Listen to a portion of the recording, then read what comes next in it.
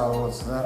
Бүгін міне біздердің бірінші жұмысымыз бастадық. 8-ші мектепте балаларда Арманға шектеу жоқ деген мақсатпен біздер 10-ші классқа тренинг өткізіп жатырмыз. Арман картасы деген. Сондықтан әрі қарай да осы біздерді қолдап, осындай біздер жаңалықтарымызбен бөлісіп тұрамыз.